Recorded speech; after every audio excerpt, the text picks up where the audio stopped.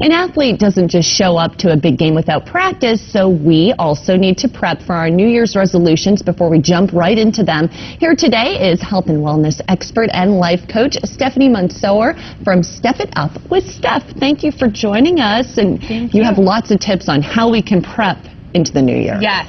So first what we want to do is we want to look back at the previous year. Okay. So what were the highs, and then maybe a little more, sadly, what were the lows? And really assess what were your resolutions coming into that new year. So did your resolutions help you meet the high points of last year, or were you more on the lower end of the spectrum? So really take some time for some self-reflection, and I always tell people, find a comfortable spot in your house, sit down, close your eyes, and just think back. How was this past year? And then take it to a piece of paper and start writing it down, because the more visual you can make this, the more alive it becomes, and the more your memory can recall what was good and what was bad.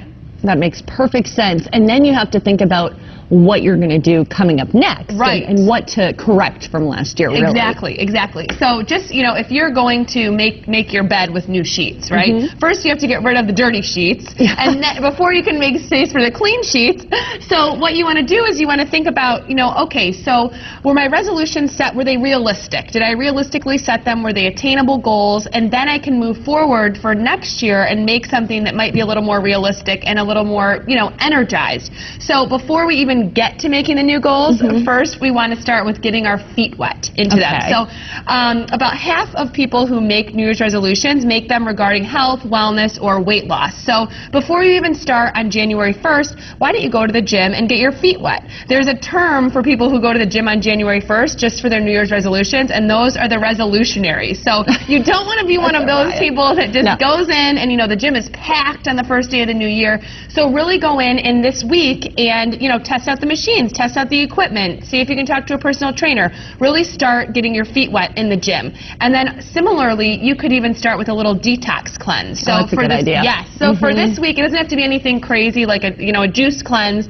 for a week, but it could be something simple like eating protein with a fruit or a vegetable every few hours and reading all of the ingredients in your food, making sure you're not eating any chemicals or any ingredients that you can't pronounce, and start really excavating your body physically as well as mentally. So when we do end up getting to the gym and taking that first step into our New Year's resolutions, then what do we do? So first you want to make sure that you feel confident in your goal. So when you're setting your New Year's resolution, you want to make sure that you have, enough self-talk that's positive, that's going to pump you up so that you are your own best friend and you are your own cheerleader. And this is really important because if you talk negatively to yourself, you're setting yourself up to fail. So we really want to make sure that you're engaging in this positive self-talk, you're feeling confident about your goal, and you're feeling like it's achievable. And I actually have a 30-day workbook that goes through 30 exercises to get your mind in gear so that you can then literally get your butt in gear. Well, it makes perfect sense. Thank you so much for joining us this morning. Great tips to help you get back in shape in the new year.